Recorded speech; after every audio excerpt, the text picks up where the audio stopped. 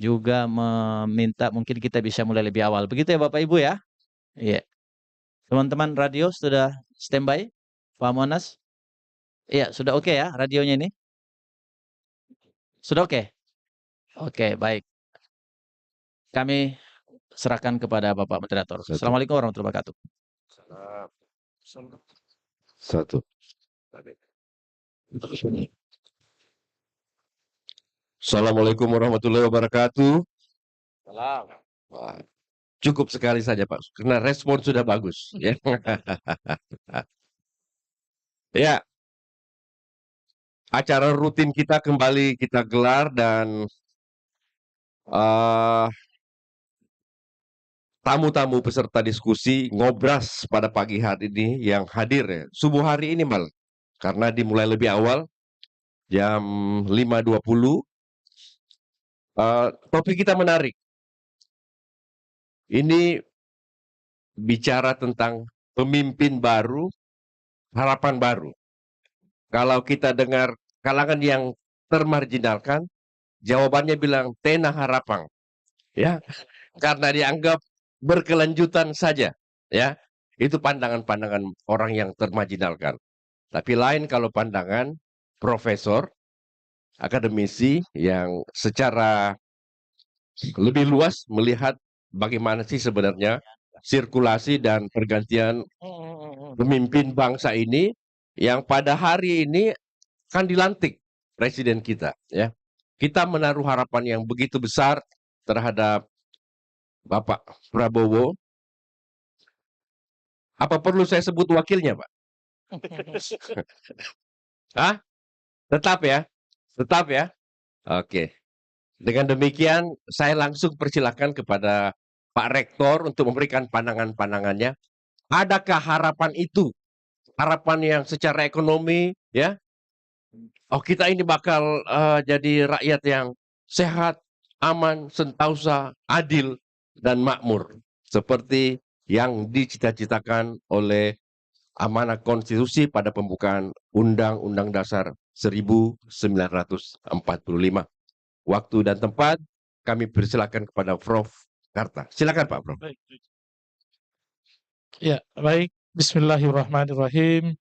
Assalamualaikum warahmatullahi wabarakatuh. Waalaikumsalam warahmatullahi wabarakatuh. Alhamdulillahirabbil alamin. Wassalatu wassalamu ala asrafil anbiya wal mursalin wa ala alihi washabihi ajmain amma ba'd. Yang amat saya hormati Bapak Ibu sekalian, para pengurus Yayasan Masjid Al-Markaz Al-Islami yang ada, yang mungkin saya sebut satu persatu. Ternyata tadi di tempat sholat saya ketemu dengan orang-orang yang selama ini jarang ketemu, kok bisa ketemu di sini. Ada Pak Arman tadi, waduh, ini teman badminton saya ternyata sekretaris di masjid ini. Nah, ada Pak Faruk juga ada. Kemudian ada Prof. Mir Alam, aduh, dan yang paling anu ini jabatan saya. Kemudian tetangga saya Pak pada datang. Jadi kemungkinan masjid di Al Hidayah di Kompleks Angin Amir kosong karena semua petingginya ada di sini.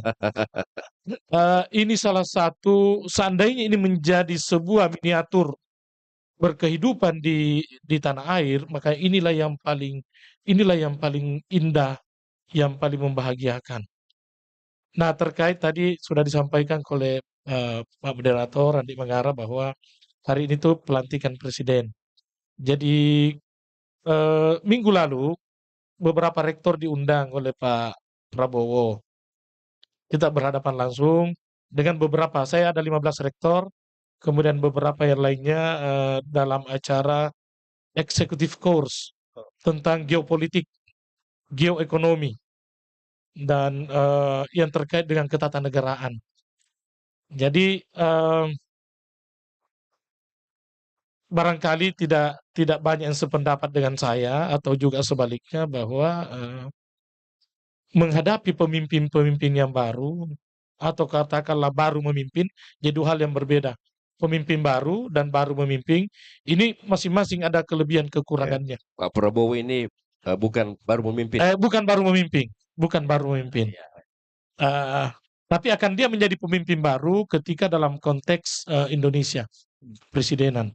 Jadi mohon maaf kalau Pak putus-putus, tidak terlalu sistematis saya punya pembahasan, tapi poin-poin yang saya ingat itu yang saya mau sampaikan kepada kita semua.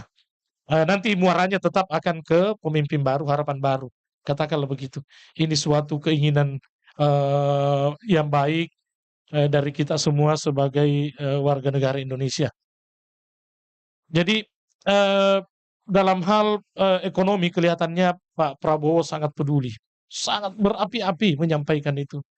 Jadi ekonomi bagaimana mensejahterakan rakyat. Tapi karena tidak banyak kesempatan waktu itu menyampaikan pertanyaan karena terbatas waktu, saya hanya ingin mengatakan bahwa yang bagus itu kalau kepalanya sama sampai di ekor. Itu kepalanya, itu lehernya, itu badannya, itu kakinya, ekornya. Atau juga bisa bottom up. Ini tadi top down dari atas ke bawah. Bagus juga kalau dari bawah ke atas. Persoalan yang kita hadapi selama ini adalah pemimpin yang berapi-api. Tapi semakin ke bawah, itu semakin tereduksi. Mengalami proses-proses yang tidak bersenyawa dengan apa yang disampaikan oleh pemimpin. Kami kemarin itu ketika Pak Prabowo bicara luar biasa, Pak. Saya kagum dengan beliau, dengan segala idealismenya, segala sikap-sikap yang ditunjukkan. Tapi pertanyaan kita adalah, apakah nanti bisa akan sama sampai di ujung? Kita ingat dulu Bapak Presiden yang hari ini mungkin akan menyerahkan tugasnya, Pak Jokowi, itu semua orang senang karena dia tiba-tiba belusukan yang tidak pernah dilakukan oleh pemimpin siapapun. Belusukan. Kecuali di Bangladesh, pemimpin di Bangladesh, di Asia Selatan, ada yang begitu. Tetapi ternyata lama-kelamaan itu kan tidak nyambung antara idealisme yang ada pada pemimpin dengan bagaimana pelaksana teknis di bawah. Nah ini menjadi pertanyaan besar. Itu dari kemarin dari beliau. Tapi kalau seandainya hanya dua kutub dari top ke down, pasti jadi. Karena bisa langsung ditunjuk, perbaiki itu kegiatan. Yang kedua, ada hal yang membuat saya gelisah selama ini, yaitu dikotomi timur-barat, KTI, kawasan timur Indonesia, kawasan barat Indonesia. Ini sungguh sangat menurut saya, secara politis mungkin oke, tapi secara fakta, secara ekonomi, secara pengembangan pembangunan, ini hanya bentuk pemakluman. Kalau kita katakan, mohon maaf saya dari timur, kita maklumi kalau Anda tertinggal. Itu yang tidak bagus. Kemarin juga ini saya sampaikan, karena tidak sempat saya sampaikan di forum rektor secara terbatas. Meskipun saya kemarin dengan Pak Rektor Unhas, saya sampaikan, dia bilang, sudahlah, saya bilang tidak, saya mau angkat lagi di forum yang lebih besar. Kemarin saya ketemu, alhamdulillah, saya ketemu dengan Pak Samsi Ali, Pak Imam Samsi Ali, saya ketemu dengan Wakil Ketua DPD RI, Pak Tamsil Lindrung, itu juga sambil merenung. Akhirnya disampaikan, memang timur barat ini luar biasa membuat kita terkecoh dengan suasana yang kita hadapi. Kita ini sekarang ada di timur, Pak. Ada di timur. Makanya kalau orang barat hebat, orang di Indonesia barat hebat, kita selalu maklumi, oh iya tahu barat. Mestinya ketika ada dikotomi ini, katakanlah dalam bentuk yang faktual, bahwa tertinggal timur, barat ini lumayan, maka ketika ada anggaran, mestinya dibalik juga. Katakanlah 65, 40-60 lah. Ini terlalu tinggi. 40-60. Maka kalau kita anggap bahwa posisi 60 ada di barat dalam kemajuan, posisi timur ada 40 dalam kemajuan, maka tolong kalau berbicara anggaran, balik. Yang maju itu kasih 40, yang tertinggal kasih 60. Supaya makin lama, gap antara timur barat ini bisa menyesuaikan. Ternyata oleh Pak Imam besar di New York, Pak Samsi Ali mengatakan itu juga sering saya sampaikan di Amerika. Antara barat dan timur. Ini juga. Itulah sebabnya rata-rata dari timur itu ekstrim. Rata-rata itu kekuatan luar biasa karena ada hal-hal yang menurut kita secara faktual orang-orang yang bisa mencermati dan merasakan itu, kita itu apa namanya, dianggap tertinggal satu langkah. Celakanya 79 tahun Indonesia merdeka, gap antara kawasan timur Indonesia dan barat tetap sama. Kemarin saya ketemu Akbar Faisal, pas dia panggil saya sampaikan itu. Dia bilang, hati-hati Pak Rektor bicara tentang itu. Saya bilang, apanya? Karena saya debat, akhirnya nanti dia jadi timur dan barat itu ternyata bukan geografis, bukan persoalan arah, bukan persoalan karena timur betul, barat betul, tapi itu persoalan jumlah manusia. Di barat itu manusia yang terlalu banyak, timur tidak. Oleh karena itu kalau membangun jalan tol, membangun jaringan-jaringan listrik, jaringan air, tidak mungkin membangun sama, kemudian di sini difasilitasi atau dimanfaatkan oleh 1.000 orang, sedangkan di sini 1 orang per minggu. Saya balas bahwa mohon maaf, kalau seperti itu modelnya, di Australia Pak, ada kampung kecil, begitu kita masuk dalam hutan nih, kita masuk, ternyata listrik ada, air ada. Dari mana airnya? Dari pemerintah. 1 orang pun. Karena hak warga negara. Ini yang saya maksud tadi, pemakluman. Kita selalu memaklumi diri kita, oh iya. Nah, sehingga ketika ada pemimpin baru, ada calon pemimpin baru, atau menghadapi proses-proses demokrasi, pileg, pilkada, yang saya anggap cerdas itu masyarakat yang selama ini tertinggal. Saya anggap hebat itu. Jadi orang-orang yang harus meminta uang, transaksional. Bahkan saya katakan, kalau kami menerima apa namanya itu kalau Serangan fajar. serangan fajar. Saya menerima serangan fajar. Pengen tahu saya yang punya. Kemarin Pak Andi Mangara, ternyata ada orang yang banyak sekali mengambil keuntungan. Saya tanya, kenapa kok Anda untung sekali? Saya bilang, Pak, bahasa Makassar dia. Nakana, todong asing. Ini makanya, todong mana tuh ya? Agak tahu sih maksudnya apa maksudnya nuntut dong asing karena supaya nggak pengasing adoe. Jadi begitu ada ini hebatnya, masih ada tertinggal nilai-nilai kejujuran, nilai-nilai tanggung jawab dari masyarakat, meskipun dalam proses yang menurut kita keliru, tapi menurut saya benar. Nah tuh suki semua. Jadi kalau 30 calon 30 juga ngepoto mi. Mana? Subangi kusare kurang bilang kan. Na tambay po nga 25 sa pero dun tamat todo. Kaya ganiro we. Kapay. Cocok. Itu bentuk perlawanan rakyat. Bentuk perlawanan rakyat. Ditipu dan menipu juga. Gitu. Nah, masuk sekarang persoalan itu. Sedikit lagi. Saya masuk di persoalan bagaimana kita memilih pemimpin.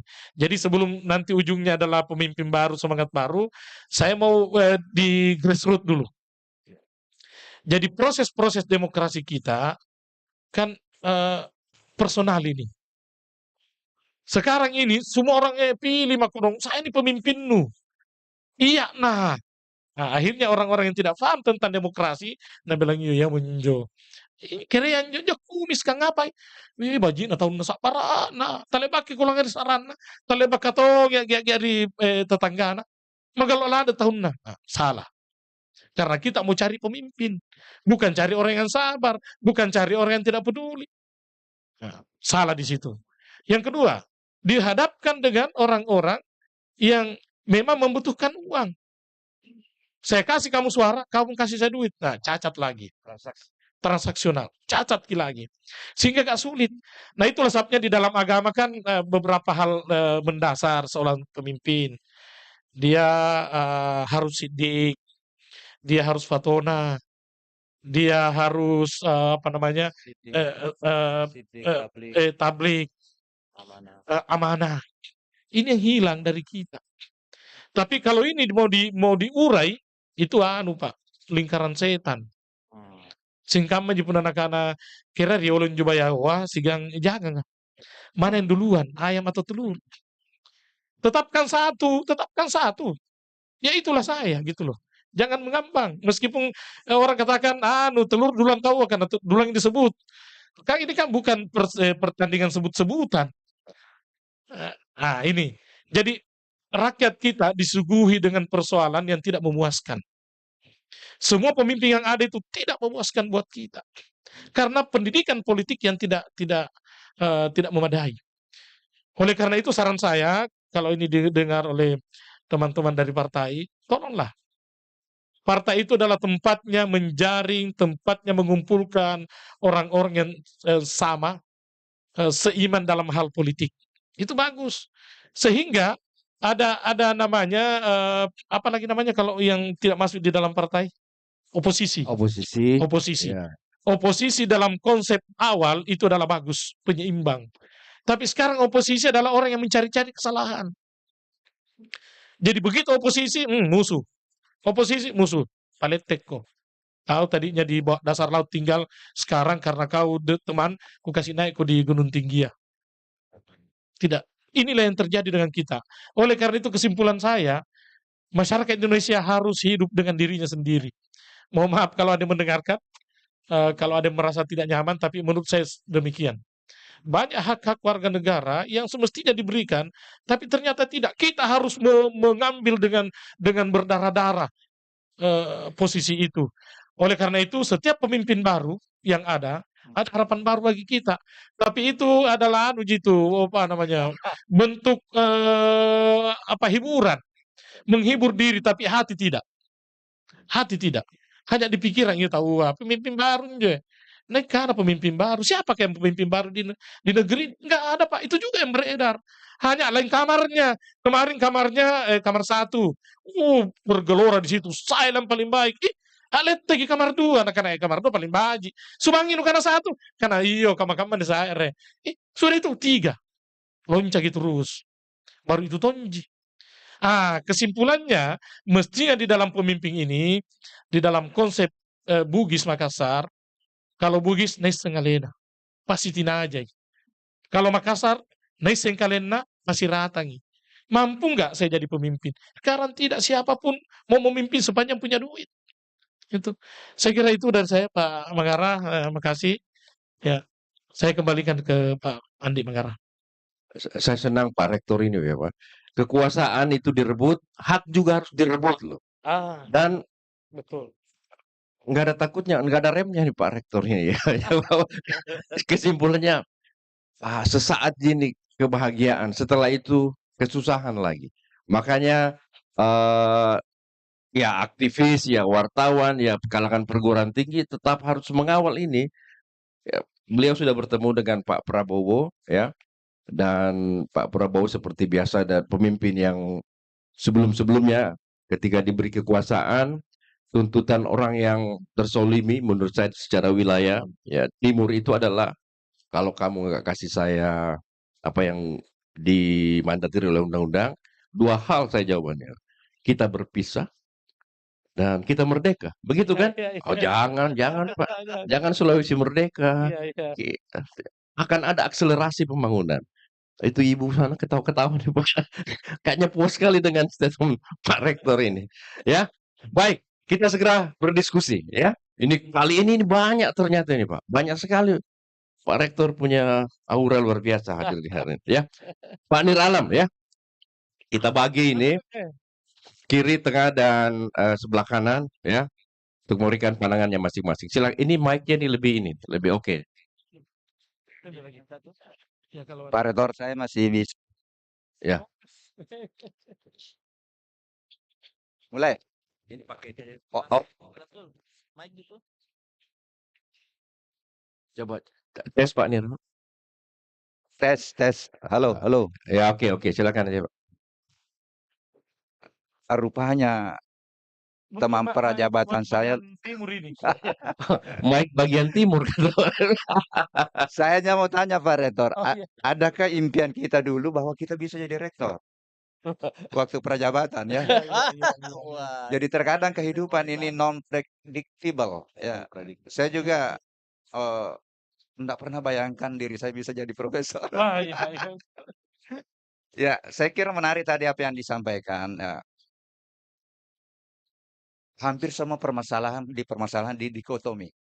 Ya meskipun itu Allah memang menciptakan 2 titik ekstrim, ya. Tetapi bukan yang bagus itu di ekstrem kiri, ekstrem kanan, tetapi yang bijak itu yang berada di antara dua ekstrem itu. Nah, inilah mungkin hampir semua permasalahan muncul karena dikotomi. Dan yang paling menurut saya ada tadi yang menarik bahwa bangsa kita ini itu gagal memunculkan percaya dirinya.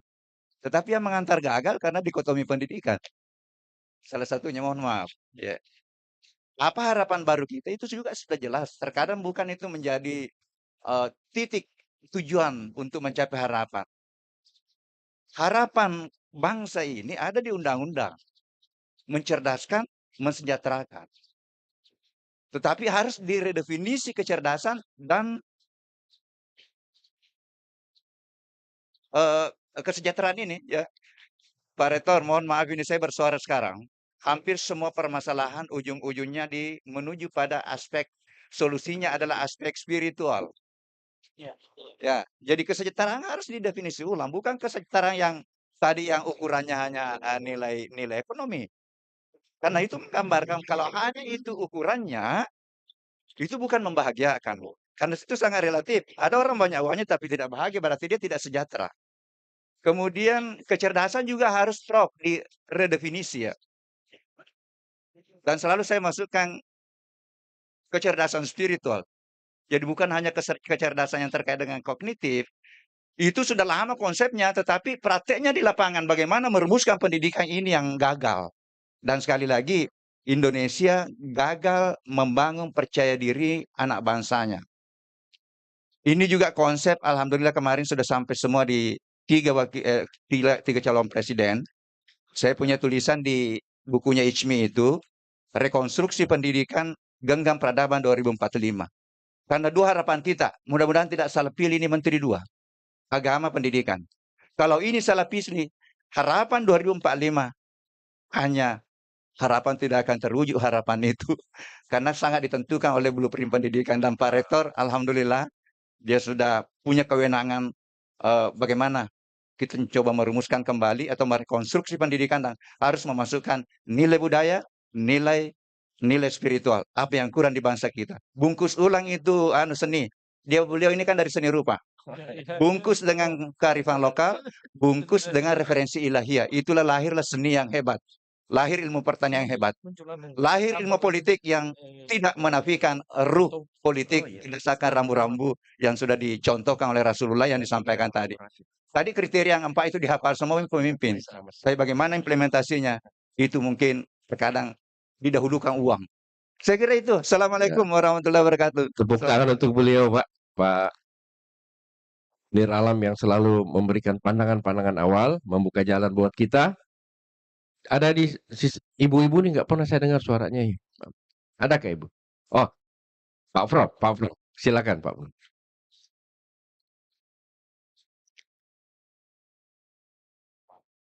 Saya kira ya Pak Prof Askin ini kan ya guru kita.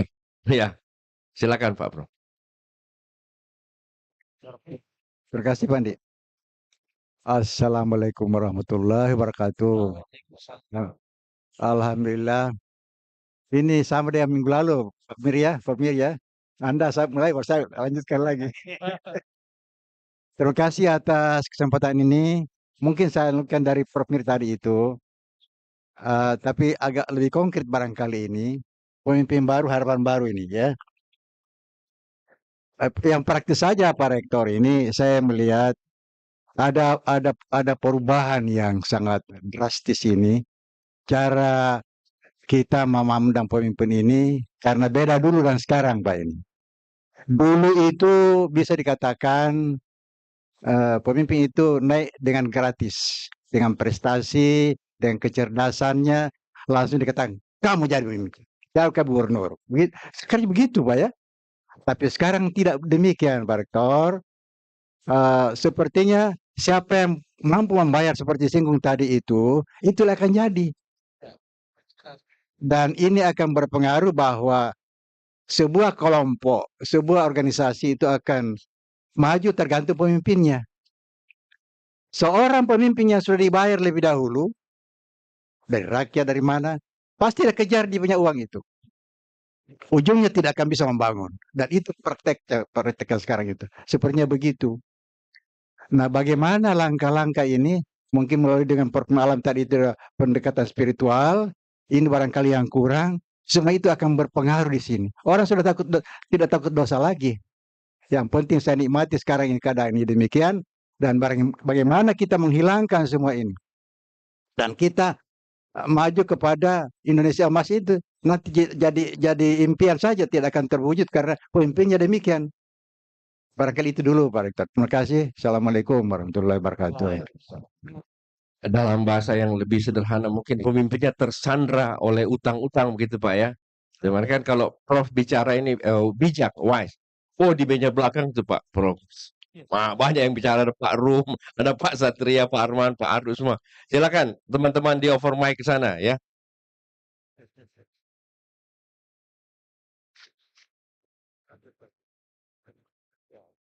Silakan Pak Rum. Ya, satu. Saya sapa dulu guru saya Pak Paskin.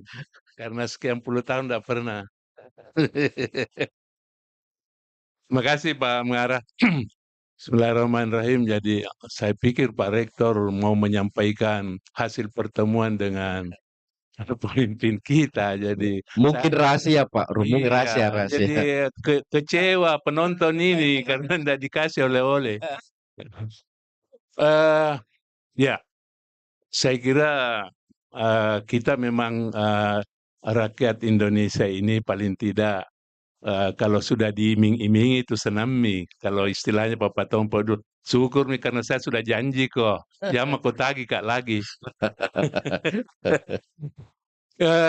Ya wajar kalau kita berharap dari pemimpin karena berdarah-darah, bukan main paling tidak 2 tahun saja Pak ya, 2 tahun lah persiapan pemilihan calon presiden itu. Betapa lama kita menunggu dan hari ini kita akan menyaksikan pelantikannya. Jadi saya kira kalau kita mendengar bicaranya Pak Prabowo, karena dia orang militer ya, bukan politisi kayak Pak Askin. Jadi kurang basa-basinya. Kalau mendengar pernyataan-pernyataannya, kita memang berharap besar bahwa kalau yang dia katakan itu yang dilaksanakan, wah insya Allah maju sekali Indonesia ini.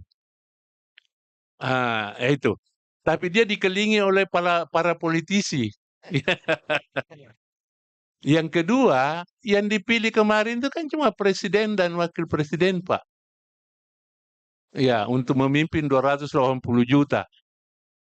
Yang memegang APBN, yang memegang APBD, yang tidak usah lah Pak Rektor saja 2NM. Yang pegang duit itu siapa? Bukan Pak Rektor. Eselon 3, eselon 4. Itulah yang mengobo-obo ini APBN ini. Dan itu yang tidak berubah dari zaman ke zaman. Dari periode ke periode. Paling itu pengalaman saya ini. Karena paling tidak saya juga punya pengalaman 10 tahun di Unhas. Ya, 20 tahun di DPR, pusat dan provinsi. Ya pernah juga jadi kepala kampung. Jadi paling tidak dengan 1-2 bulan barangkali setelah pelantikan ini mungkin agak tenang itu. Ya, KPK tidak perlu pasang dia punya CCTV. Ya, itu agak tenang. Karena yang di bawah ini akan melihat dulu bagaimana perkembangan di atas. Begitu dia lihat Asahama yang sebelumnya, makan nasi juga, kembali lagi ke, jadi kembali lagi ke laptop. Jadi begitulah kondisi kita di Indonesia ini. Kita sudah terlalu rusak Pak, seperti yang Prof Askin tadi bilang, semua karena uang. Ya, kalau tidak ada uang jangan mau ikut pemilu kada, karena insya Allah tidak terpilih itu. Jadi ini yang kalau menurut saya, tapi tentu kita tetap harus berharap ya ada karena pemimpin baru. Apalagi dengan, kalau tidak salah cuma dulu itu di zaman Orde Baru dikenal ada kabinet 100 menteri Pak ya. Ini baru terulang lagi nih. Kabinet 100 8 menteri dan wakilnya. Ya. Mudah-mudahan ini beda. Kalau dulu itu 100 menteri itu tidak ada hasilnya. Mungkin sebagian kita di sini belum mendengar itu, belum lahir karena belum lahir. Ya, tapi ini mudah-mudahan tidak sama. Tetapi dulu saat kabinet 100 menteri di zaman Orde Baru dan Orde Lama tidak ada hasilnya. Ya. Selain ya foya-foya menghabiskan uang negara. Ya. Nah, mudah-mudahan ini tidak. Karena mendengar dari pernyataan-pernyataan Pak Prabowo itu luar biasa. Ya. Mau memburu koruptor sampai di mana saja. Ya. Itu yang kita tunggu. Karena yang paling rusak memang ini aspek hukum yang paling rusak, dan itu menjalar ke semua aspek kehidupan, aspek pemerintahan. Sekarang untuk dapat tanda tangan lurah saja harus bayar, Pak. Ya, bukan hanya mereka yang lurah yang mau pensiun, yang baru tamat sekolah saja dibayar. Ya.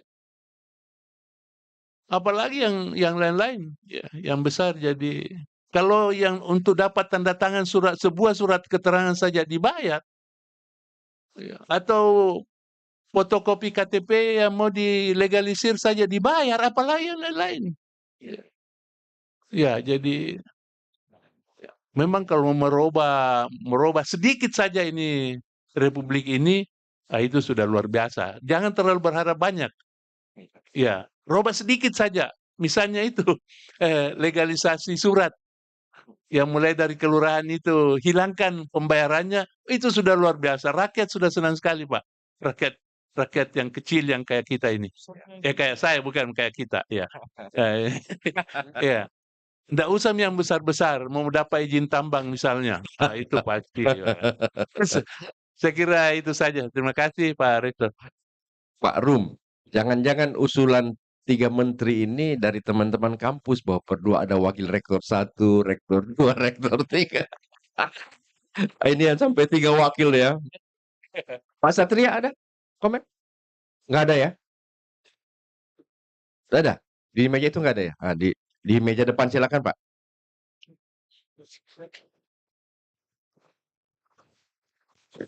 Assalamualaikum warahmatullahi wabarakatuh. Waalaikumsalam. Topik yang sangat menarik sehubungan dengan hari ini, memang kita sudah bisa menyaksikan pemimpin baru. Mungkin tepatnya ya presiden baru, harapan baru ya. Tapi tidak apa-apa ya, generalisir pemimpin baru, harapan baru. Yang menjadi pertanyaan, pemimpin yang mana? Kalau kita lihat konstelasi politik dan porsi kepemimpinan di kabinet, mungkin harapan kita setengah-setengah jadi gitu. Ya.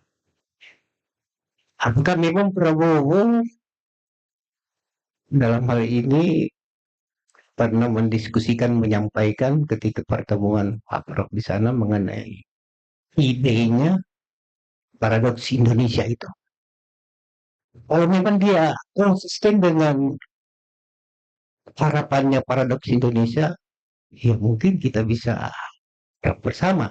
Tapi kalau melihat bagaimana konstelasi politik betul loncat, ditambah lagi uang payakum, mungkin sementara. Assalamualaikum warahmatullahi wabarakatuh. Bapak menagih janji paradoks Indonesia itu ya. Iya. Sekarang Prabowo buktikan. Harus dibuktikan. Satu-satunya harapan kita hanya itu.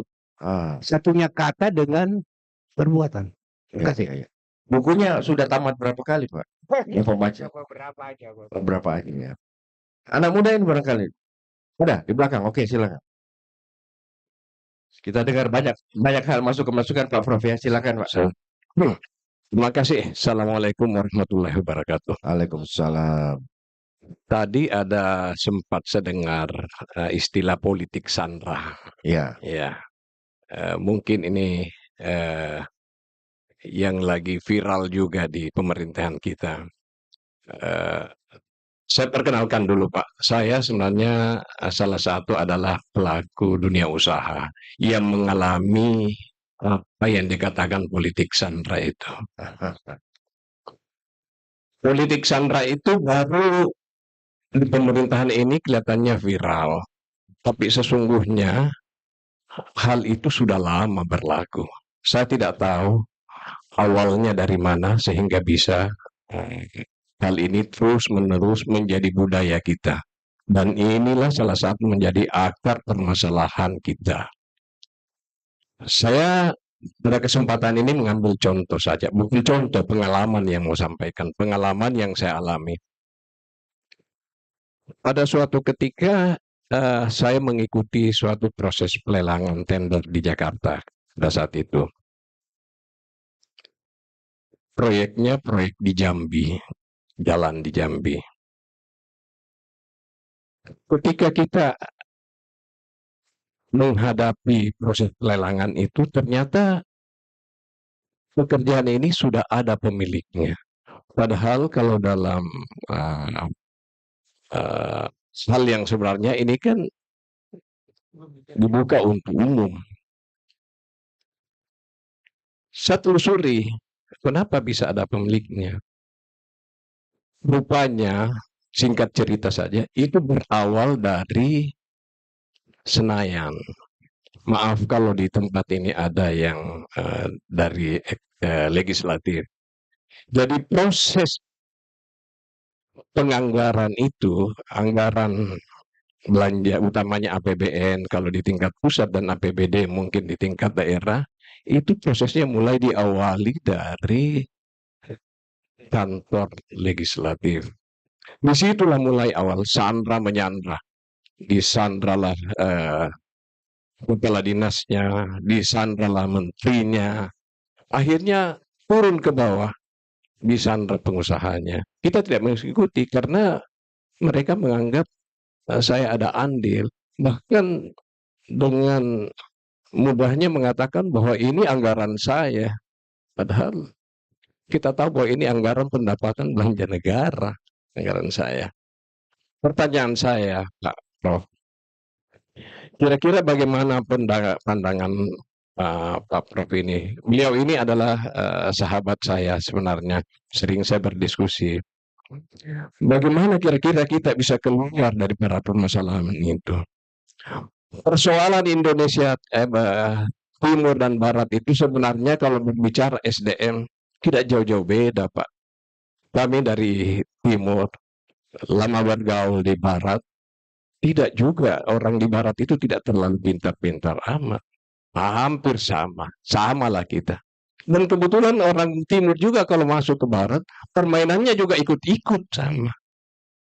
Nah, sekarang pertanyaan saya, kira-kira kita bagaimana bisa keluar dari permasalahan ini? Terima kasih. Assalamualaikum warahmatullahi wabarakatuh. Ini pertanyaan sangat mendasar yang kita alami ya. Regulasinya diatur di Senayan, kemudian proyeknya juga diatur di Senayan, begitu ya. Dan korban salah satunya adalah Bapak. Nggak bisa dikerja karena ada yang punya, begitu ya. Ya nggak apa-apa saya pakai bahasa telanjang, Pak. Supaya kita selesaikan masalah ini dengan baik. Karena ini kan bicara harapan baru ya, new hope. Ada lagi? Kalau belum, oh ini Pak, ini sebenarnya. Ya, Assalamualaikum warahmatullahi wabarakatuh. Waalaikumsalam. Izin bertanya Pak, gitu, mewakili anak muda gitu istilahnya. Setelah pemilihan kemarin, ini kan temanya pemimpin baru, harapan baru gitu Pak. Cuma dengan cara proses pemilu kemarin banyak yang kehilangan harapan begitu Pak. Nah, jadi kita harapannya bingung sekarang Pak. Jadi kita rasanya lelah berharap kepada pemimpin. Jadi saya pikir lebih baik berharap ke diri sendiri dan ke depannya begitu. Lagi pula kan kita tahu masa kepemimpinan paling lama 10 tahun. Jadi minta nasihatnya Pak buat anak muda gitu.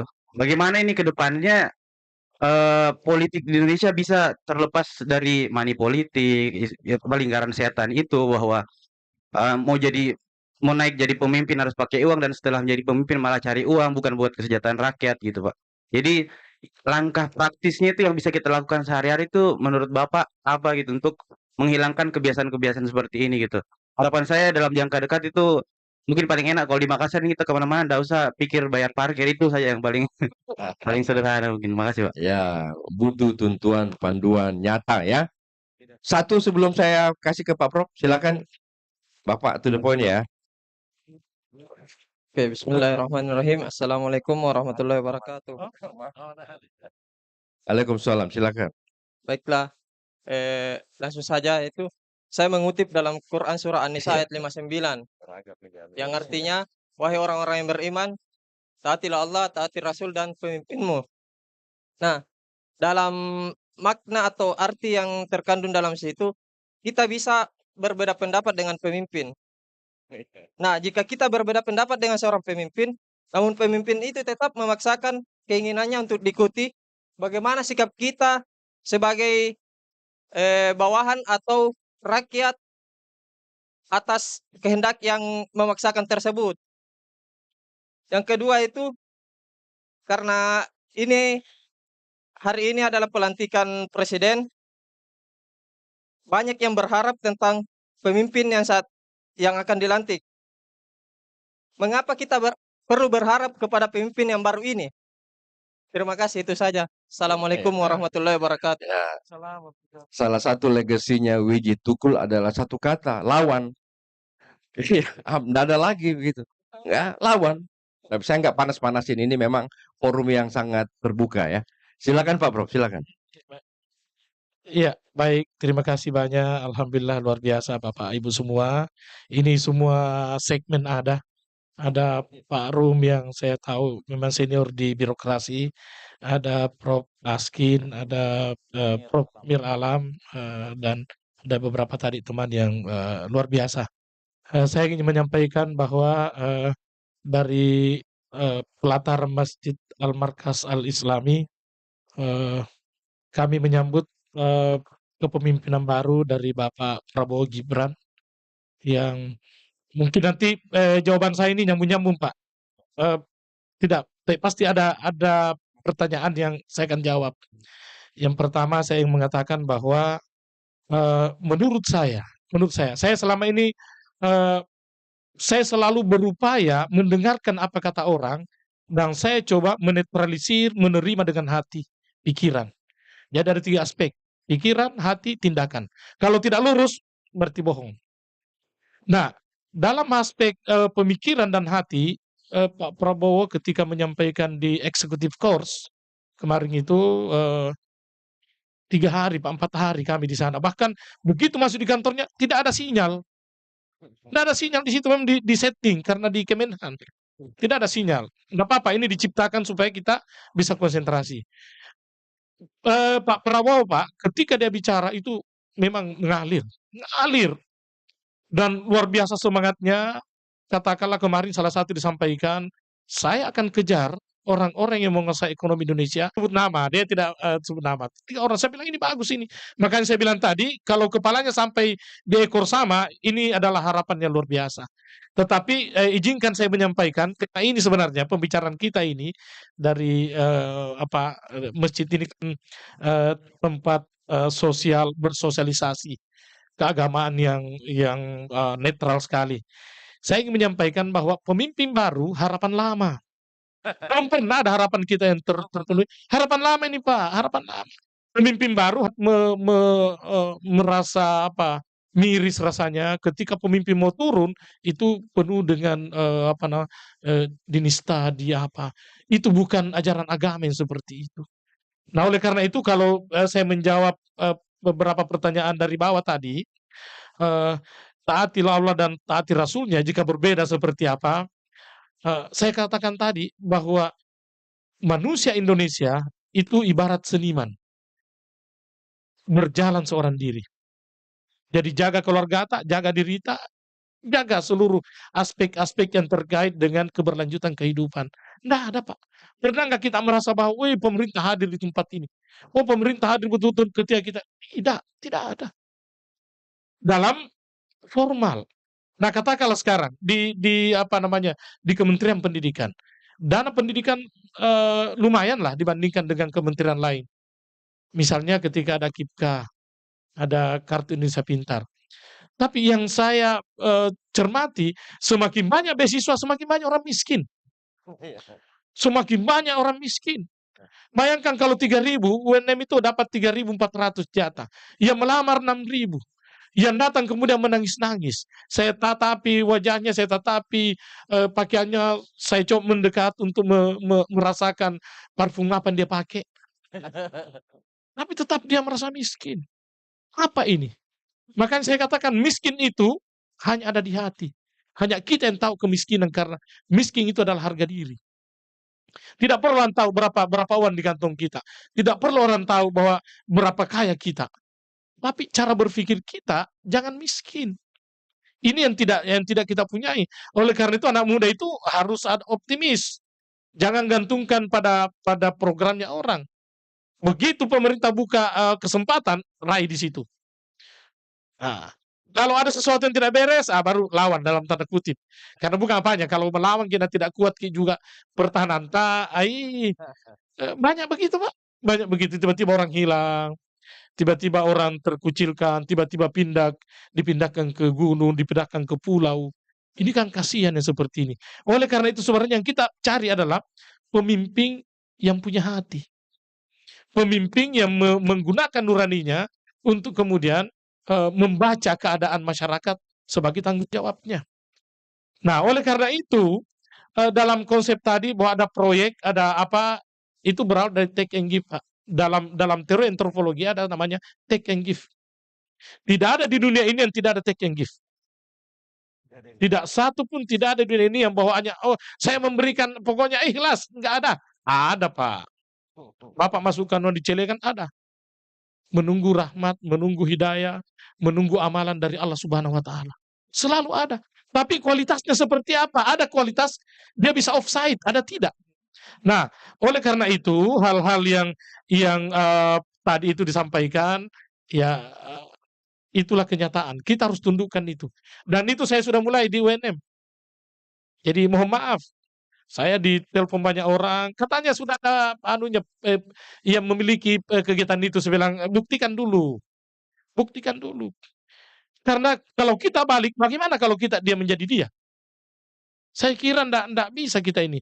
Tapi saya masih punya optimisme kalau Pak Prabowo dengan suasananya, saya lihat Pak Prabowo mengalir cara bicaranya, ikhlas dia. Ikhlas dia. Cuma itu yang saya bilang, apakah di kepala, di leher sama, kemudian langsung terus sampai, itu yang kemarin saya simpan pertanyaan, tapi tidak sempat-sempat karena mengacung tangan, tidak terbatas. Nah, oleh karena itu, sebagai makhluk yang beragama, sebagai makhluk yang tentu sangat sensitif dengan lingkungan, sangat sensitif dengan sesama, maka tentu kita harus menimbang seperti apa tindakan saya ketika ada sesuatu tantangan. Jangan mati sendiri, Pak. Jangan mati bola di Bapak. Jangan mati bola. Sudah biasa itu, Pak. Bapak mengurus KTP, mengurus apa. Aduh. Tapi kadang-kadang sudah menjadi kebiasaan kita. Saya juga ngasih itu sebenarnya, Pak Rum. Tapi enggak minta dia, Pak. Enggak minta dia. Enggak minta dia. Saya bilang, kasihan. Kalau lain misalnya tatapannya, saya maknain bahwa dia minta-minta ini. Kalau misalnya Anda lihat wajah saya, baru Anda lihat kantong saya, berarti dong. Maaf apa seadanya. Tapi kalau ditinjau dari sisi agama, sepanjang kita ikhlas, maka menurut saya itu juga bagian dari doa-doa saling silaturahim, saling apa, hanya dengan kelihatannya melalui uang. Tapi tidak apa-apa kalau bagi-bagi uang. Cuma yang tidak bagus itu kalau bagi uang, kemudian dibilang, awas kok nak, kalau kau tidak pilih saya, pintar mi orang, dia bilang, ku pilih Pak. Nah ketuk semua nih. Kalau 30 calon, kemudian foto satu-satu, hebat. Luar biasa masyarakat kita keluar dari persoalan. Kemudian politik sandra yang kita maksud itu, itulah yang menjadi bagian terpenting untuk bagaimana diputus politik sandra. Karena makanya saya sudah sama mahasiswa, jangan pernah kamu merasa berhutang budi sama orang. Jangan pernah merasa berhutang budi. Busungkan dadamu, tegakkan kepalamu berjalan. Meski kamu dalam suasana miskin. Saya kasih tahu mahasiswa, sekarang kamu miskin, tapi kamu tidak miskin hatimu, kamu tidak miskin mindsetmu. Ketika dipanggil, bang, makan dulu bang. Aduh, udah, saya baru makan. Padahal belum ini, karena harga diri kau tahan. Tapi karena dipaksa, makanlah. Hanya kau yang tahu bahwa saya belum makan. Begitu makan, kok jadi lahap. Oh ya, enak. Padahal memang tidak ada uang. Nah, itu yang saya maksud. Tetapi sebagai makhluk, tidak ada orang yang bisa berdiri sendiri. Kita ini jalan di aspal, tidak pernah kita tahu seperti apa aspal. Kita beli motor, tidak tahu di mana di ini.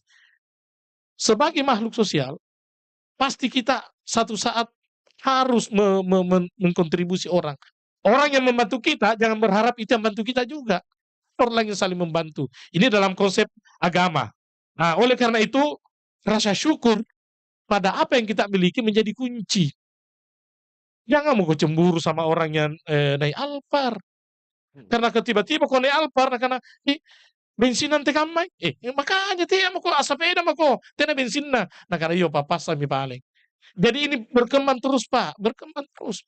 Bapak ingat, saya kira sebelum ada HP, kita ini sama aja. Kita mau HP ada apa dan sebagainya, kita bisa Zoom dan sebagainya. Ada nggak perubahan yang mendasar dari kita? Ada. Dalam hubungan-hubungan kemanusiaan, tidak ada. Ini yang kita harus pelihara. Oleh karena itu, rasa syukur menjadi jawaban terpenting dari spiritualisme. Rasa syukur, Prof. Kalau tidak, jangan saya bilang begini, kau yang nelayan, penjual ikan, jangan kau cemburu sama penjual sayur. Jangan, kalau perlu kau barter di situ. Karena itu dunianya dia. Dunianya dia. Kenapa sih kita cemburu sama orang? Kemudian misalnya saya jadi rektor. Saya tidak pernah berpikir mau jadi rektor. Tapi karena mungkin Allah Subhanahu wa taala, Tuhan menyalahkan ke situ kok. Nah, saya ke situ, Pak. Saya ke situ dengan segala perjuangan. Tadi tekenggi Pak, luar biasa. Jadi banyak temanku.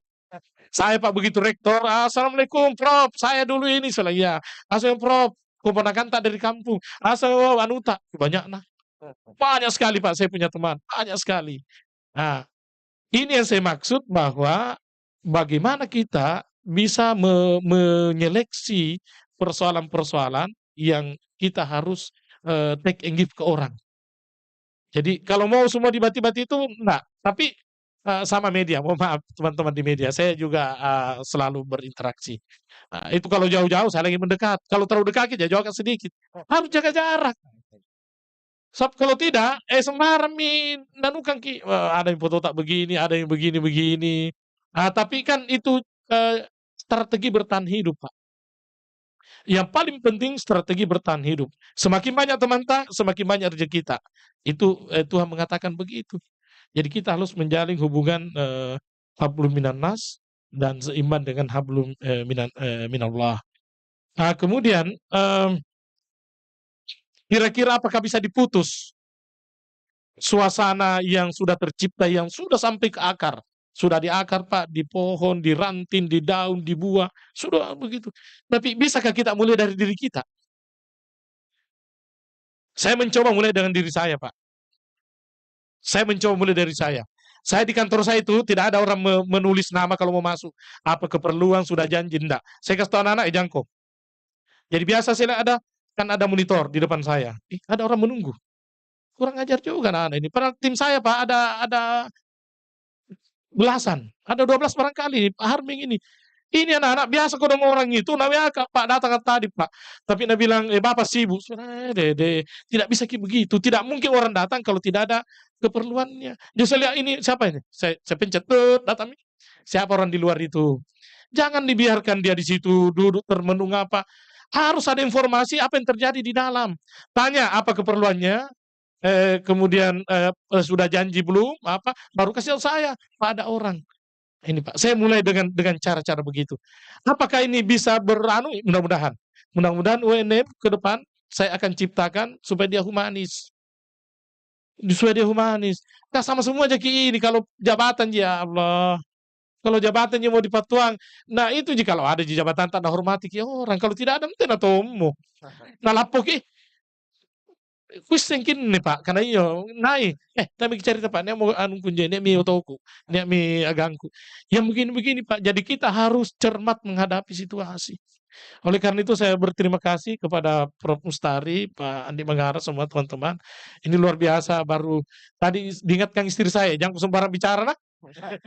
Ya saya juga bilang Pak, anu ini masalah agama atau bukan? Saya bilang kalau bukan salah agama bisa aja, karena saya tidak bisa menguraikan saya tidak terlalu enggak, ya untuk diri saya kalau agama ya menurut saya cukup lah. Tapi untuk menyebarkan ke orang, wah ini Pak, keteladanan. Itu penting. Apakah mampu saya menjadi teladan? Nah itu. Oleh karena itu mari kita doakan Pak Prabowo, Gibran bisa berhasil dengan baik. Dan salah satu yang saya sampaikan dulu ketika saya di Solo Pak, ketika Pak JK dengan Jokowi berpasangan. Saya di Solo, kemudian RRI itu meminta saya untuk wawancara. Jadi saya bercanda. Kan dia tahu kalau saya orang Sulsel. Waktu itu saya wakil rektor. Dia bilang, bagaimana tanggapan Bapak? Ini Solo Makassar nih, Jokowi JK. Saya bilang, itu Jokowi nggak ada apa-apanya tanpa JK. Kenapa? Kenapa Bapak bilang begitu? Kalau tidak ada JK-nya, itu disebut OOI. Ayo kan ada JK situ Pak. Kalau tidak ada Jokowi kok tanpa JK, Jokowi tanpa JK, disebut OOI. Oh begitu, sebelah iya jakit dulu Yang kedua saya bilang, berikutnya saya datang lagi ketika Gibran mau jadi calon wali kota. Nah, saya katakan bahwa pilih ke Gibran. Kalaupun Gibran itu berpasangan dengan sendal jepit, pasti menang. Kenapa? Ada harapan besar ketika Gibran menjadi wali kota. Karena ada orang besar di belakangnya. Katakanlah dia tidak punya pengalaman di birokrasi. Di paling orang yang besar itu katakan, kasih Solo sekian anggarannya. Wih, Pak, tidak jalan-jalan. Orang ini marahi, kurang ngajar kau. Kau ke sana. Kau harus pulang ke Solo bantu itu. Jadi saya bilang, pilih ini. Jadi tidak bisa Pak kalau tidak ada cantolan. Tidak bisa. Tidak bisa kita beranu sendiri. Harus ada cantolan. Saya maju menjadi rektor karena terpaksa cari kecantolan. Begitu ku dapat cantolan, mantap. Pokoknya, ku tahu misalnya diriku menang. Ku tahu diriku menang. Bahwa menang ini. Tapi ini yang lain kan bicara kuantitas. Orang 54 suaranya, saya hanya 5. Hanya 5 Pak. 51 dia, saya 5. Jadi saya ditanya wartawan, selamat Pak, selamat Prof. Menjadi 3 besar. Saya bilang, perbaiki pertanyaanmu. Saya nggak mau jawab kalau begitu. Maksudnya, saya tidak besar kalau 5 suara. Lawan itu 51. Dibalik saja satunya ke depan 15 dengan 5, terlalu jauh. Bingung wartawan. Jadi gimana? Saya kasih ke pertanyaan. Selamat, sudah mendapatkan suara 5. Nah itu saja. Apa tanggapan Bapak? Itu mau. Jangan kubandingkan dengan 51, terlalu jauh. Ini betapa kuasa Tuhan, Allah Subhanahu wa Ta'ala, bisa membalikkan itu. Jadi itu hanya angka-angka. Doa. Nah itu tadi, rasa syukur, Prof. Miralam. Rasa syukur yang harus ada, Pak. Di dalam proses-proses pendidikan, mindset itu harus mulai dirubah. Mindset harus mulai dirubah. Terkait dengan SDM kita Timur Barat, enggak juga. Coba Bapak lihat di TikTok yang beredar, anak-anak SMP. Apa kepanjangan SMP? Nggak ada yang tahu, Pak. Apa kepanjangan MPR? Nggak ada yang tahu. Tapi coba anak kita di Selatan.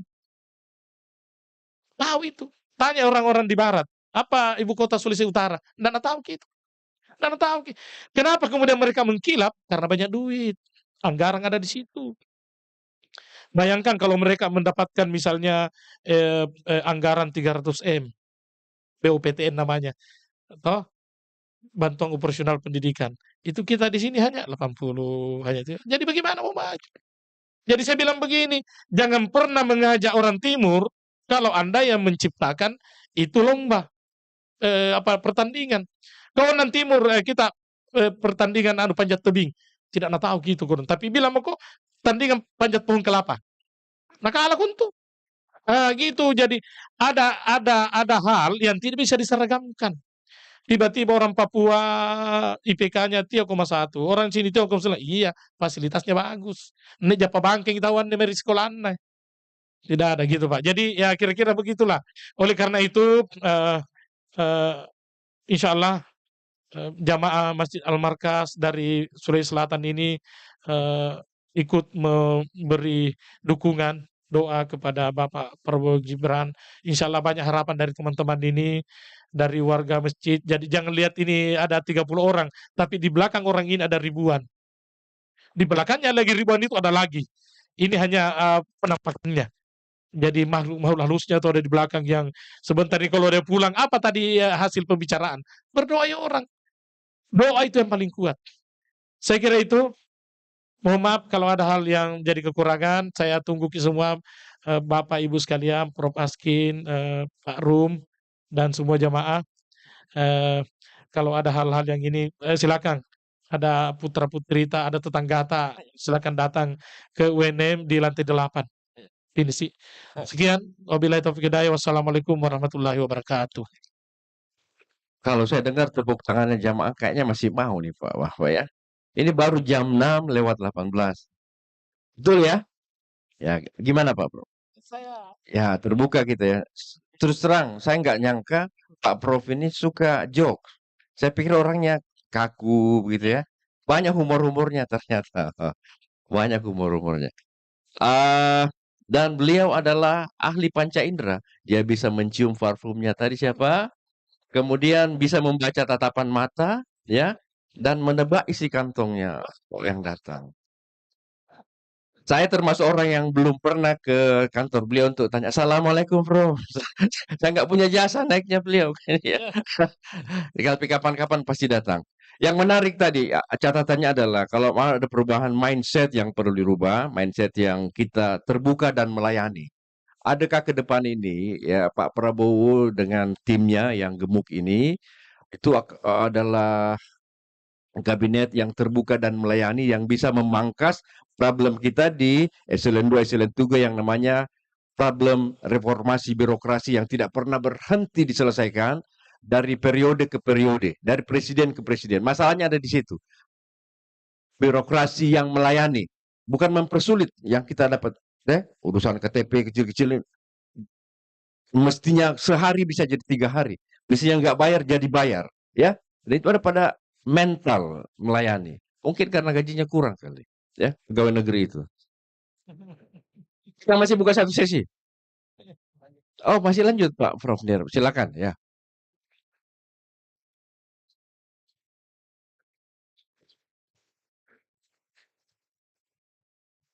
Jadi memang mindset itu dia bisa berubah karena pengetahuan.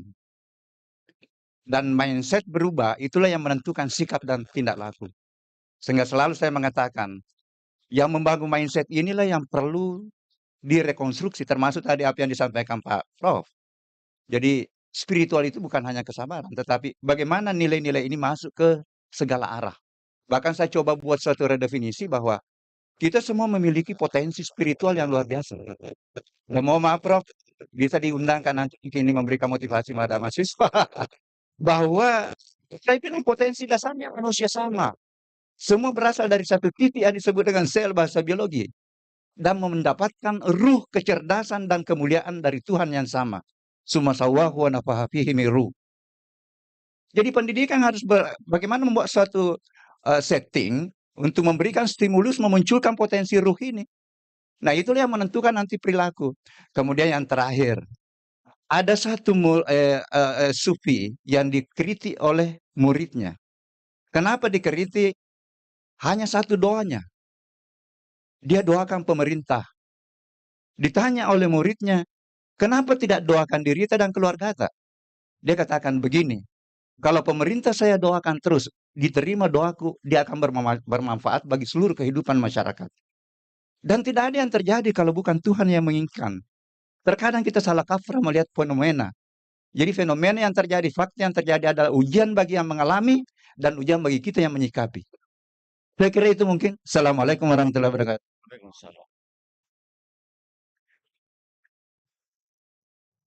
Oke, masih ada satu lagi barangkali.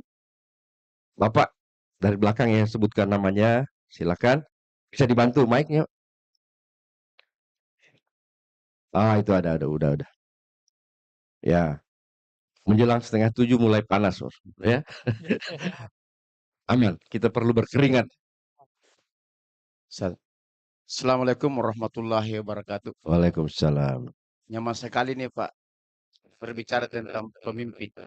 Kalau saya menyikapi bahwa setiap pemimpin itu ditanya apa yang dia bikin, apa yang dia melakukan. Kalau kita kembali eh, kita temukan di dalam Al-Quran ada satu ayat yang berbunyi seperti ini. Wala takunu kallazina nasullah ansahum anfusakum ulaika humul fasiqun. Janganlah kamu selalu melupakan Allah. Jika kamu melupakan Allah, maka Allah akan melupakan dirimu. Itulah orang-orang yang fasik.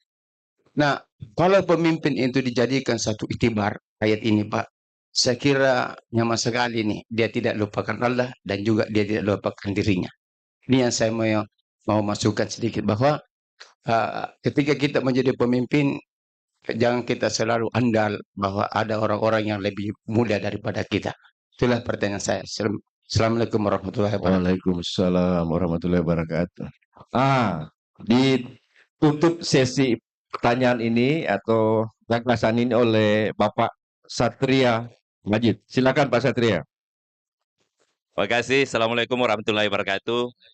Ya, menarik tentang pemimpin baru, harapan baru.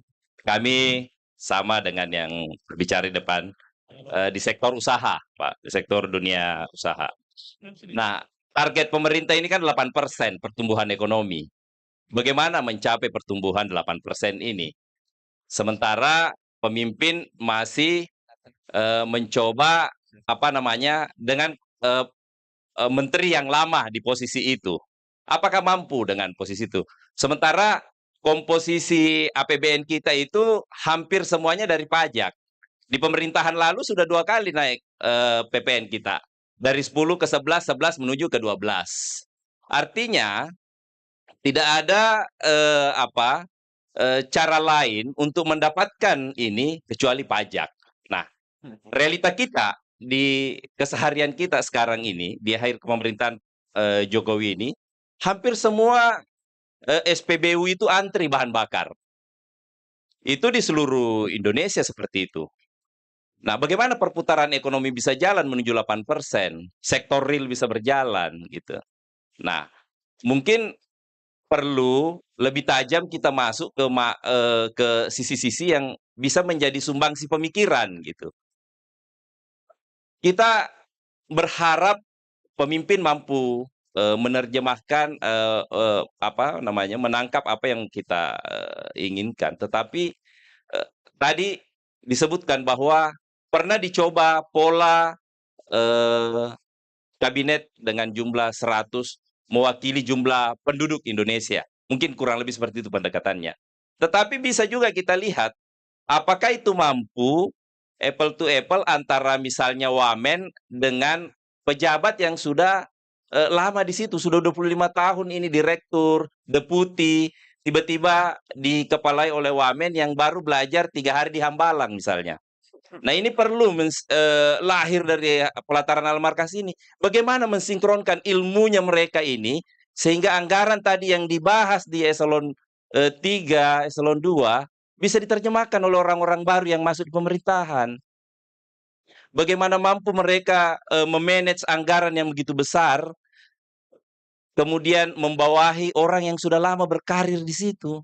Ini yang perlu kita pertajam, apalagi Pak Rektor setiap saat ada forum rektor. Ini penting supaya apa yang ada di grassroots betul-betul sampai. Sektor ekonomi Pak, parah banget. Pajak lebih-lebih. Pajak tidak dinikmati, pajak ini hanya memindahkan pajak ini ke UMKM atau yang lebih kecil. Karena kan dibebankan pajaknya dibayar oleh si pembeli misalnya. Nah, bagaimana mau mendapatkan nilai tambah dari produksinya ketika pajak dari bahan baku yang diperoleh menjadi tinggi? Itu salah satu dari penambahan pajak yang 12%. Makasih Opu. Matahari sudah terik. Di sebelah Bapak kan yang angkat tangan Pak Arman. Bisa 1-2 menit silakan ya. Saya langsung menyambung karena tergugah sedikit dengan istilah pajak. Pembayar pajak yang taat ketika mengekspor. Mungkin ada hal yang perlu kita pahami bahwa ciri negara maju itu ketika pertumbuhan ekonominya sangat rendah. Salah satu ciri karena dia sudah mencapai titik kulminasi pertumbuhan sehingga prosesnya menuju turun. Nah, masalahnya pertanyaan kita, apakah Indonesia masuk komponen negara maju atau negara baru berkembang?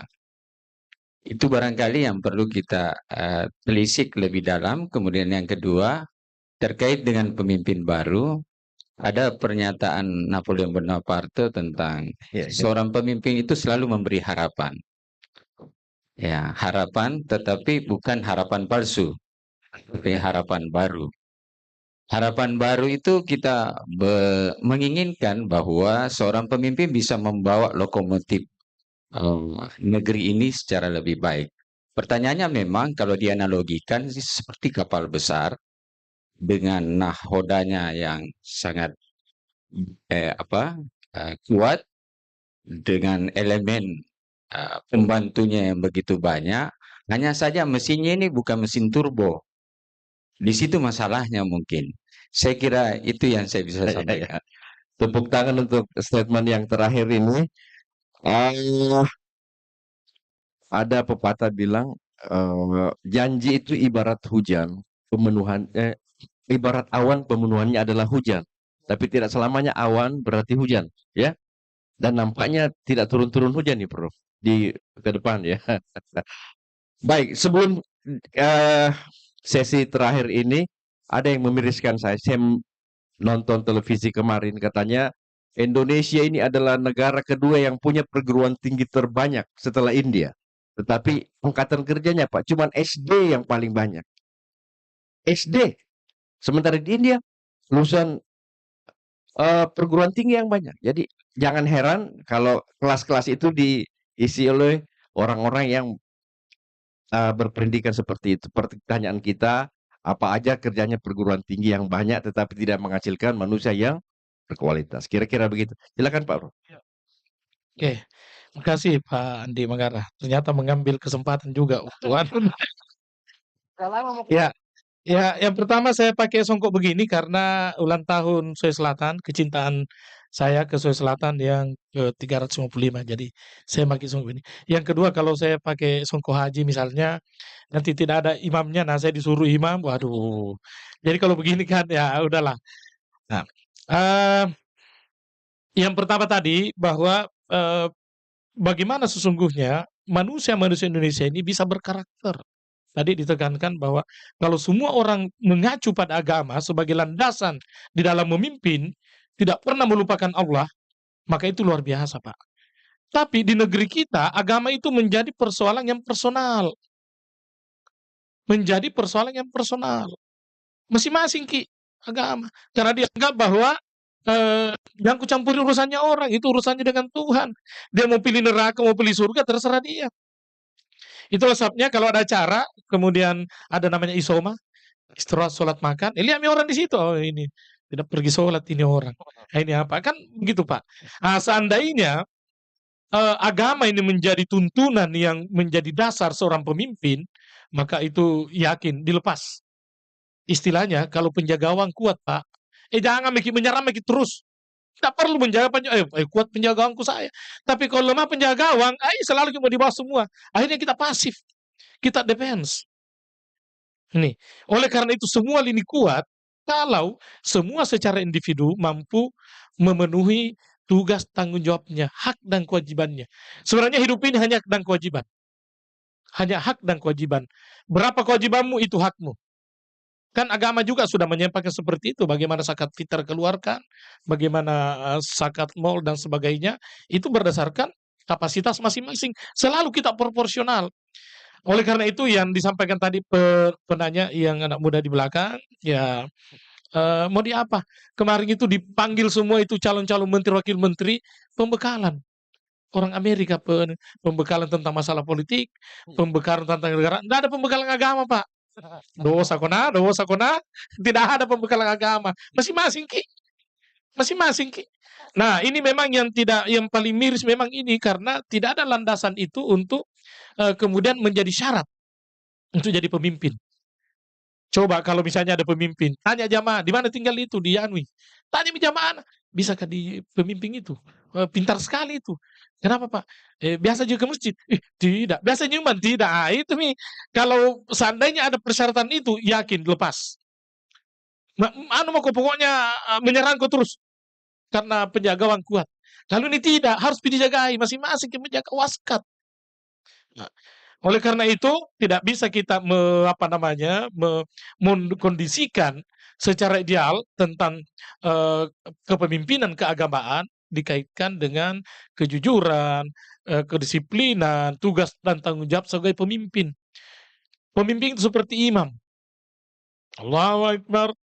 Kita begitu semua. Coba bisa begitu, dunia ini luar biasa, Pak. Ketika kita ada di saf itu enggak jelas. Yang tadinya jabatannya tinggi bisa di belakang, yang tidak bisa di depan. Itu miniatur itu, tapi itu belum tercipta karena ketika disebutkan itu ada orang lain yang terusik. Kenapa terlalu eksklusif di dalam hal persyaratan untuk menjadi calon? Oleh karena itu untuk agama masing-masing Ki, doakan Ki masing-masing berdasarkan kepentingan tak berdasarkan apa yang kita hadapi. Kemudian kedua, kalau pajak naik, berarti ada indikator bahwa ekonomi juga membaik. Ekonomi juga membaik. Kalau saya Pak ya, tapi ada anunya sama saya. Nanti kalau Bapak mau, ada materinya. Ada materinya Pak Bahlil, ada materinya Pak Prabowo, ada semua di sini. Memang 8% targetnya. 8% targetnya. Tapi tidak apa-apa, itu idealisme yang bagus sepanjang dia tidak hanya berada pada angka-angka, tapi faktanya tidak. Faktanya kemudian katakanlah angkanya 8%. Boleh dibuktikan dengan bagaimana kesejahteraan. Masih banyak tamatan SD tidak bisa ke SMP. Masih banyak SMP tidak bisa ke SMA. Dan yang paling miris Pak, 2 bulan yang lalu beberapa rektor dipanggil oleh kedutaan Indonesia di Malaysia. Itu miris Pak. Saya juga baru tahu itu. Rupanya TKI Indonesia yang masuk ke Malaysia melalui jalur yang ilegal, jalur ilegal masuk, itu sudah ada yang 3 turunan. Dan dia tidak punya kewarganegaraan. Tidak juga menjadi orang Malaysia, tidak juga menjadi orang Indonesia. Akhirnya anak-anaknya yang 3 turunan itu ada HP-nya, tapi tidak tahu membaca. Dan di hutan terus tinggal, tidak berani keluar ini karena dia tidak punya status kewarganegaraan. Sedangkan kalau dia mau keluar, misalnya dari Malaysia, mau kembali ke Indonesia, kan diperiksa paspornya. Nah dia tidak punya paspor. Ini kasihan loh. Cara-cara mindset seperti inilah yang kita dipanggil, bisa nggak diambil anaknya itu? Oke, kita ambil. Anaknya yang belum berusia 17 tahun. Karena dulu di hutan itu di Semenanjung Malaysia, kedutaan besar membuka semacam workshop, ada semacam sekolah Indonesia, tapi ilegal, ditangkap semua, ditangkap gurunya, ditangkap siswanya, hanya untuk membaca. Jadi mereka itu HP-nya HP canggih karena mereka tidak pernah WA. Dia hanya by video call, direkam suaranya, tidak ada. Sudah 3 turunan, tidak punya status. Ini yang menunjukkan bahwa betapa rendahnya kualitas kita di dalam memahami pendidikan. Nah, oleh karena itu memang India paling banyak. Oleh karena itu sekarang India juga menjadi narasumber buat kita di dalam mengelola perguruan tinggi. Saya nggak ngerti kenapa selalu ada pembicara dari India ketika kita bicara perguruan tinggian. Kenapa kemudian SD yang banyak? Ya karena memang orang Indonesia hidup untuk makan. Hidup untuk makan. Artinya kalau dia tidak kerja, tidak makan. Tidak makan. Jadi dia bekerja untuk makan. Hanya untuk melanjutkan kehidupan. Jadi tidak ada, sangat basic. Sangat basic. Itu pun tidak memenuhi standar gizi. Sama kemarin, tadi malam saya terima Sulsel di Rujab yang berhasil itu. Saya bilang, sengaja saya tidak ke Medan dan tidak ke Aceh. Karena setelah saya tahu berita, itu makanannya luar biasa, makanan basi, makanan tidak berqualified. Bagaimana mungkin orang bisa bertarung sebagai atlet kalau gizi tidak bagus? Ini contoh di ekonomi kita. Jadi memang agak miris kita kalau kita telusuri secara mendalam. Nah, BBM sulit. Kemarin juga kita sampaikan ke Bahlil. Kalau ada bapak yang tinggal di Balikpapan, karena saya juga beberapa, itu di Balikpapan tidak pernah tidak antrian kalau orang mau masuk BBM, mau ngisi bensin. Selalu antri. Padahal begitu kita mulai ke kanan, ada anu di situ, ada apa itu, tangki besar, kilang minyaknya ada di situ. Di Jalan Jenderal Sudirman, kira-kira hanya 800 kilo dari situ, antri orang. Seperti apa ini? Nah, oleh karena itu kemarin kami sampaikan semua juga, dan kita berharap bahwa kita selalu optimis. Kalau kita ingin naik ke awan, katakan saya mau naik ke langit. Karena pasti langit tidak bisa dapat. Tapi begitu kita targetnya awan, kita katakan saya mau naik ke langit, pasti dapat awan. Pasti dapat. Nah, oleh karena itu kita berbuat berbaik sangka. Tidak usah kita terlalu ini, berbaik sangka sambil itu tadi mengamankan diri kita dan keluarga kita. Amankan itu pokoknya, amankan nih. Makanya itu saya tuh miris juga kalau tiba-tiba ada pencurian ditangkap, diapai. Tanya dulu dong, kenapa kau mencuri kah? Lapar sekali, tidak ada sekali uang. Tanya dulu itu, jangan disapu rata. Kasihan dia. Karena saya juga pernah begitu, dicopet saya Pak, di Jakarta. Dompet dicopet, tidak ada uang mau pulang. Aduh, bagaimana caraku ini? Kurang ajar pencopet ini. Tidak ada. Begitu saya naik kereta, karena keretanya waktu itu belum ketat seperti sekarang. Enggak, hampir gak mencopet juga. Di depanku ini ada cewek bergelantungan toh. Saya lihat, terbuka kan anunya, resleting anunya, ranselnya sebelah. Suntik, kok bisa ku ambil ini kalau aku ambil gini. Tapi mau mengatakan jangan, lebih kau jalan kaki daripada ku ambil di situ, ini bahaya. Itu yang saya bilang sama teman-teman, jangan pernah bilang bahwa Yana juga begitu, Ji. Kenapa kok begitu? Pak, ketinggalan. Nah, Yana juga begitu. Bahaya ini, bahaya prinsipnya. Apakah Bapak kalau diambil sandalnya di masjid, Bapak pilih sandal baru juga? Sandalku itu. Kenapa kau ambil? Ku ambil apa? Karena dia ambil sandalku. Tidak bisa, tetap melanggar. Jangan kita lakukan hal-hal yang berdasarkan orang lain umum lakukan. Itulah sebabnya Baharudin Lopa mengatakan begini. Banyak orang senang berjalan bersama-sama tanpa menyadari bahwa itu salah. Katakan, biarkan saya berjalan seorang diri sepanjang itu adalah benar. Itu Pak Baharudin Lopa begitu. Banyak orang sesat karena dia bersama-sama sesat. Jadi tata kelola keburukan Pak, kalau kita tata kelola keburukan dengan baik, jauh lebih kuat dibanding kebenaran yang dibiarkan. Oleh karena itu dalam politik orang bilang begini, lebih baik saya menang curang daripada kalah terhormat. Kodina. Ngeri itu. Tapi yakinlah kemenangan tidak sampai di hati. Sesungguhnya kemenangan itu yang ada di hati. Sama seperti Bapak, Ibu, kalau saya katakan 5 dalam hati ketika saya bertanya angka. Misalnya saya katakan 7 tambah 3, katakan 5 dalam hati. Tidak bisa hati tak bilang 5 Pak. Tetap 10. 7 tambah 5, katakan dalam hati 2. Tidak bisa. Jadi sesungguhnya pemimpin itu yang ada di sini. Karena memang Allah Subhanahu wa taala menciptakan segumpal apa ini yang ada di sini yang kalbu. Itulah yang benar, tidak bisa bohong. Nah, kemudian negara maju. Pak, dulu ada CN 235. Kita mau untuk menunjukkan bahwa kita negara maju. Kang ini semua ini kan kulit-kulitnya yang kita mau poles. Seolah-olah CN 235. Sementara Cina tetap bikin pentul. Pentul, Pak. Jarum pentul. Ketika tidak laku CN 235, karena ada anekdot lain yang mengatakan ada angkatan udara kan, tembak, jatuh. Tembak, jatuh. Tembak, nah jangan ditembak. Apa itu? CN 235. Kenapa? Jatuh sendiri, Ji. Nah, di situ sudah mulai molor ketika kita katakan tidak laku CN 235. Akhirnya Thailand, Kamboja mengganti dengan jagung, mengganti dengan beras. Cina tetap dengan pentul.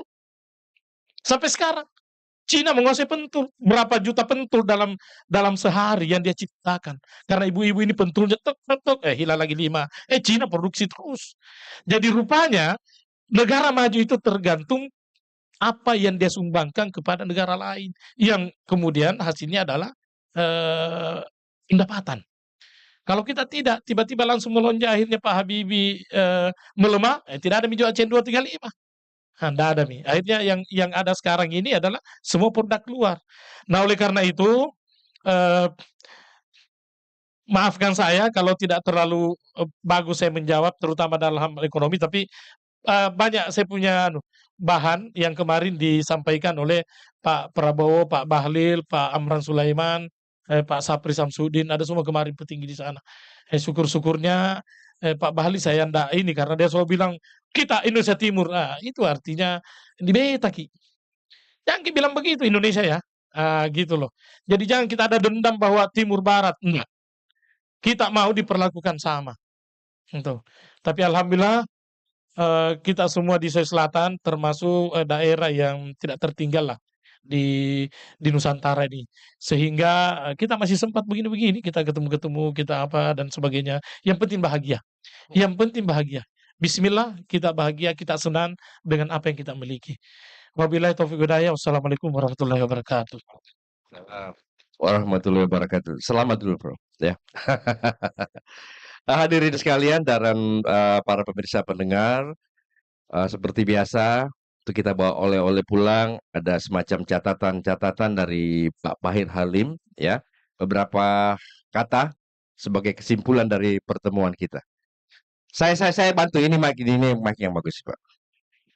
Itu oke.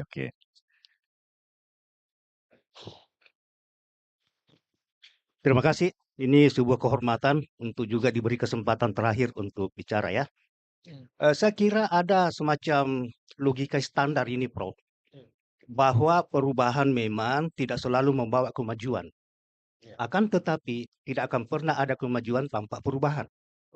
Nah, oleh karena itu saya ingin menyampaikan beberapa perubahan menjelang 4 jam sebelum dilantiknya Prabowo. Yang pertama itu adalah tadi disampaikan Pak Rum, bahwa kabinet kita menjadi berbeda. 113 orang yang akan menjadi menteri dan wamen. Kemudian di DPR juga ada perubahan. Komisinya dari 11 menjadi 13, ada tambahan 2. Dan juga badan anggaran selama ini yang kita dengar, sekarang ada lagi namanya badan pengawasan. Itu semua perubahan-perubahan. Lalu kemudian ada 7 program prioritasnya Prabowo yang sudah ditetapkan diberlakukan di tahun 2025. Satu itu adalah pendidikan, 2 itu adalah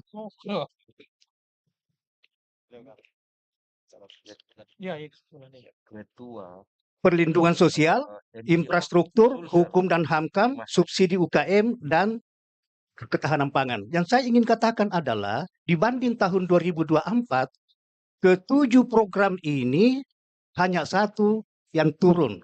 Lainnya itu naik semua. Apa yang turun? Infrastruktur. Logikanya adalah Prabowo memang berbeda dengan Jokowi. Dan itu perubahan. Nah, saya kira di balik perubahan-perubahan itulah tersimpan harapan-harapan baru. Ya. Namun demikian, tantangan ke depan juga sudah diidentifikasi tadi. Salah satunya adalah persoalan mindset dalam konteks bagaimana KTI dengan kawasan Barat.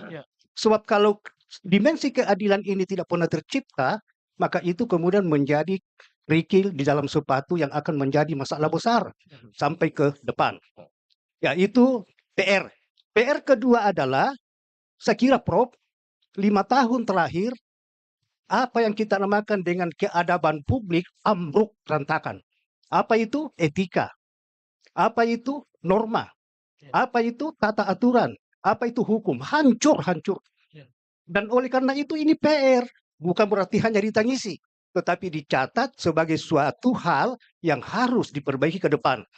Catatan berikutnya adalah saya kira juga lingkungan hidup dan sumber daya alam kita hancur juga. Tambang di mana-mana dan kita semua bisa melihat itu. Ini juga perlu disikapi. Dan yang terakhir yang saya ingin katakan tentang tantangan ke depan atau PR, turunnya kasta yang namanya kelas menengah. Padahal kelas menengah inilah yang dianggap atau dipersiapkan untuk memicu terwujudnya yang namanya Indonesia emas. Nah, ketika kasta kelas menengah turun, apa yang terjadi? Kemiskinan kita semakin bertambah. disparitas antara kaya dengan miskin semakin melebar. Dan itu adalah persoalan ya yang memang saya kira harus diperbaiki ke depan. Nah, oleh karena itu terakhir Pak Andi, apa yang perlu dilakukan? Tadi ada harapan, kemudian ada ancaman juga karena sudah menganggap persoalan-persoalan di depan. Maka yang perlu kita lakukan, saya pikir kita sepakat tadi bahwa kita semua ini ingin mengambil peran sekecil apapun untuk memastikan bahwa Indonesia ke depan lebih baik. Nah, oleh karena itu, saya pikir perlu kolaborasi solid dan substantif. Siapa yang perlu berkolaborasi? Perguruan tinggi, organisasi masyarakat sipil, dan juga dunia pers. Untuk menjadi watchdog, menjadi anjing penggonggong, untuk menjadi pengontrol. Mengapa perlu dikontrol? Karena itu tadi dari Pak Dirman, manusia tetap manusia, tidak akan pernah jadi malaikat. Kalau tidak dikontrol manusia ini, maka dia pasti cenderung menyalahgunakan kewenangan-kewenangannya. Nah, oleh karena itu yang terakhir sekali, Pak Gu, bahwa inilah yang akan kita lakukan dan relevansi untuk perlunya yang namanya kolaborasi tiga pihak tadi menurut saya, karena partai politik sudah bikin pernyataan, sudah bikin komitmen, sudah bikin deklarasi bahwa semua partai politik tidak akan ada yang mengambil posisi sebagai oposisi. Oleh karena itu oposisinya diganti oleh masyarakat sipil, perguruan tinggi, dan juga pers. Terima kasih. Assalamualaikum warahmatullahi wabarakatuh. Waalaikumsalam warahmatullahi wabarakatuh. Itu catatan kritis kita. Demikian akhir dari diskusi kita. Terima kasih banyak Prof. Rektor UNM. Sering-sering datang dan berdiskusi, memberikan pandangan-pandangan di Al-Markas ini. Saya kembalikan kepada Pak Prof. Mustari untuk menutup acara ini. Terima kasih Pak Aupu, Pak Andi Mangara, moderator. Pak Prof. Karta Jayadi, Rektor UNM, terima kasih sekali Bapak Ibu dan juga pemirsa pendengar radio Al-Markas. Terima kasih semuanya. Episode Ahad subuh 20 Oktober momentum spesial pelantikan Presiden terpilih kita Prabowo Subianto Gibran. Mudah-mudahan kita akan ketemu lagi di Ahad yang akan datang, 2 pekan yang akan datang. Mari kita sama-sama tetap happy, pesan Pak Prof. Karta tadi, kita tidak boleh melupakan kebahagiaan kita masing-masing. Terima kasih, tepuk tangan sekali lagi. Alhamdulillah, Rabbil Alamin. Khusus kepada audiens yang dari jauh dari Angin Mamiri, teman-teman, Pak RW kami ini, Pak Anto, Alhamdulillah terima kasih dengan rombongan semuanya. Kawan-kawan, Pak Prof. Asikin, Pak Prof. Mir Aram, sekali lagi tim pendidikan, Pak Dr. Nur Hidayat, Kak Pahir Halim, kemudian Pak Dr. Safarudin, jamaah, imam, dan pesantren tahfiz. Teman-teman dari UNM, terima kasih sekali. Kami ingin sekali berkolaborasi dengan UNM, Bapak Rektor. Terima kasih. Sampai jumpa di Ahad yang akan datang. Sekali lagi, Selamat nikmati juga kopi yang ada.